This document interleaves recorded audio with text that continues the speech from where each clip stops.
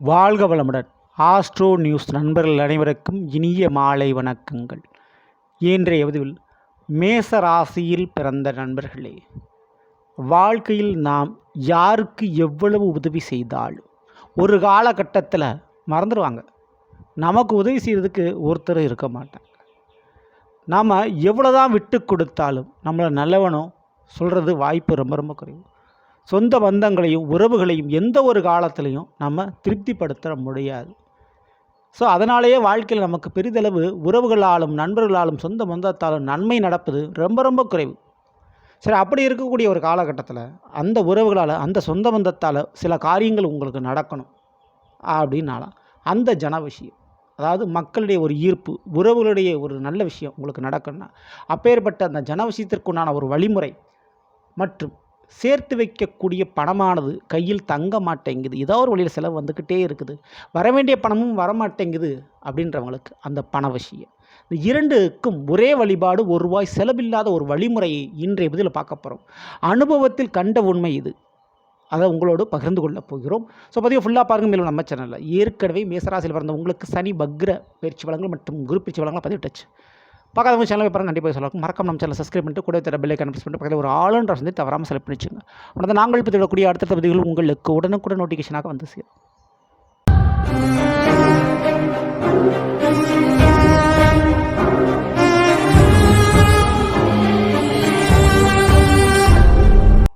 மேச ராசியில் பிறந்த நண்பர்களே, மேச ராசிக்கு அதிபதியாக இருக்கக்கூடிய செவ்வாய் என்றால் மேச ராசியில் அஸ்வினி, பரணி, கிருத்திகை என 3 நட்சத்திரம் இருக்குது. இதில் ஏதாவது ஒரு நட்சத்திரத்தில் நீங்கள் பிறந்திருப்பீங்க.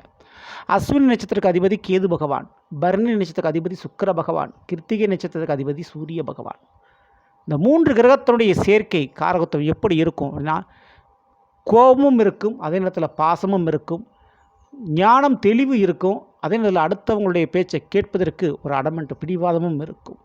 மற்றவங்களுக்கு எந்த அளவுக்கு ஒருத்தவங்க மேலே கோபம் இருந்தாலும் அவங்களுக்கு அவர்களுடைய நெருங்கிய உறவுகள் செய்யாத ஒரு காரியத்தை கூட நீங்கள் செஞ்சு கொடுத்துருவீங்க. ஆனால் அதே நேரத்தில் நீங்கள் எதிரிகளாகத்தான் கடைசி வரைக்கும் இருப்பீங்க.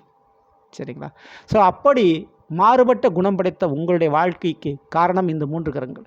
சரி, இப்படி இருக்கக்கூடிய ஒரு சூழலில் உங்களுக்கு இந்த ஜன விஷயம், உறவுகள் விஷயம், சொந்த பந்தத்தால் சில காரியங்கள் நடக்கும்னா என்ன பண்ணலாம் அப்படின்னா, முதல்ல இந்த அஸ்வினி நட்சத்திரம் கேது பகவானுக்குரியது. அப்போது முன்னோர்களுடைய வழிபாடு மிக மிக முக்கியம். அதனால் மேலும் பரணி நட்சத்திரம் சுக்கிர பகவானுக்குரியது, அது கன்னியை குறிக்கும். கிருத்திகை நட்சத்திரம் சூரியனுக்குரியது, அது ஆன்மீகத்தில் முக்தி அடைந்தவர்களை குறிக்கும். எப்படி பார்த்தாலும் இந்த மேசராசிக்காரங்களுக்கு இறந்த ஆன்மாக்கள், அதுவும் ஜீவசமாதியாக இருக்கக்கூடிய ஸ்தலங்கள், அதுவும் பெண்கள் ஜீவசமாதியை அடைந்த இடங்கள், பெண் சக்தி அதிகமாக இருக்கக்கூடிய இடங்கள். சரிங்களா? உதாரணத்துக்கு காரைக்கால் அம்மையார் போன்ற விஷயத்தை சொல்லலாம். சரிங்களா? பெண் சித்தர்கள் எங்கெல்லாம் ஜீவசமாதியாக அடங்கியிருக்கிறார்களோ அந்த பெண் சித்தர்களுடைய ஜீவசமாதி வழிபாடுகளை நீங்கள் தவறாமல் பண்ணணும். அதே போல் வீட்டில் இருக்கக்கூடிய முன்னோர்கள், தவறிய முன்னோர்கள், அதுவும் குறிப்பாக பாட்டிமார்கள், ஸோ இவருடைய திதி, தர்ப்பணம், சிரார்த்தம் போன்ற நாட்கள் அதுக்கு செய்ய வேண்டிய பரிகாரங்கள் இதை தவறாமல் நீங்கள் பண்ணணும். மிக முக்கியமாக அப்படி உங்கள் வீட்டில் தவறிய பெண்களுடைய பொருட்கள் ஏதேனும் இருந்தாலும் அந்த பொருட்களை எக்காரணத்தை கொண்டு விட்டோ வீட்டை விட்டு வெளியில் நீங்கள் போட்டுறக்கூடாது. அந்த பொருட்களை பத்திரமா வச்சு அதை நீங்கள் பயன்படுத்துகின்ற பொழுதும் மிகப்பெரிய அளவு குடும்பத்தில் ஒரு நன்மைகள் நடக்கும். குறிப்பாக அப்படி இருந்த பெண்களுடைய, தவறிய பெண்களுடைய புகைப்படம் இருந்தால் அதை வடக்கு பக்கம் இருக்கிற சுவத்தில் மாட்டி தெற்கு பக்கம் முகமாக அவர்கள் பார்க்கின்றபடி வைத்து தீபமேற்றி வணங்குகின்ற பொழுது, அது குறிப்பாக சனிக்கிழமை அன்று இரவு 8 to 9 இந்த ஓரைகளில், சரிங்களா? ஸோ அவருடைய புகைப்படம், அதாவது அவங்க தெற்கு முகத்தை பார்க்குற, தெற்கு பகுதியை பார்க்குற மாதிரி இருக்கணும். வடக்கு செவத்தில் மாட்டினீங்கன்னா தெற்கு பகுதி வந்திருக்கும். அப்படி அந்த புகைப்படத்தை மாட்டி 8 to 9 சனிக்கிழமை தீபம் ஏற்றி நீங்கள் என்ன மனசில் நினைக்கிறீங்களோ, என்ன வேண்டுதல் பண்ணுறீங்களோ அது கூடிய விரைவில் நடக்கும். இந்த மாதிரி வழிபாடை வாரம் தோறும் தவறாமல் நீங்கள் பண்ணுங்கள். ஸோ இது மிகப்பெரிய உங்களுக்கு மிகப்பெரிய ஒரு வெற்றியை கொடுக்கும். பணம், செல்வாக்கு வரக்கூடிய விஷயத்தையும் கொடுக்கும். சரி, அப்படி யாரும் தவறிய பெண்கள் வீட்டில் இல்லை அப்படின்ற பட்சத்துக்கு நிச்சயம் பெண் சித்தர்களுடைய ஜீவசமாதி, அதாவது ஜீவசமாதி ஆன்மீகத்திலிருந்து பெரிய சாதனை படைத்து அடக்கமானவர்கள். அப்படிப்பட்ட பெண்களுடைய வழிபாடுகளை, பெண் தெய்வத்தினுடைய வழிபாடுகளை நீங்கள் அதே போல் வச்சு ப்ரேயர்ஸ் பண்ணும்போது மிகப்பெரிய அளவு உங்களுக்கு ஒரு நன்மைகள் நடக்கும். அதுவே ஒரு பணவசியம் நீங்கள் ஏற்படணும்னு நினைக்கிறீங்கன்னா அப்படி இந்த 8 to 9 ஏற்றக்கூடிய தீபத்தினுடைய அகல் விளக்கில் தான் ஏற்றணுங்க. அந்த அகல் விளக்கும் திரியும் இணைந்திருக்கக்கூடிய இடத்துல சிறிதளவு மை போன்ற விஷயங்கள் கிடைக்கும். சரிங்களா? ஸோ அந்த எடுத்து நெற்றியில் திலகமாக நீங்கள் இட்டுக்கொண்டே வருகின்ற பொழுது பணவசியம் உங்களுக்கு ஏற்படும். சரிங்களா?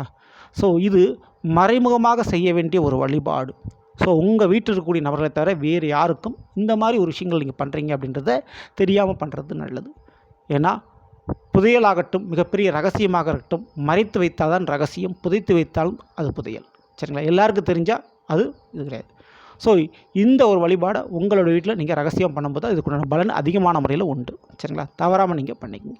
இந்த பற்றி பிடிச்சிருந்த லைக் பண்ண ஷேர் பண்ணுங்கள். மறக்காமல் நம்ம சேனலை சப்ஸ்கிரைப் பண்ணி வச்சுங்க. அடுத்த சந்திப்போம். நன்றி, வணக்கம், வாழ்க வளமுடன்.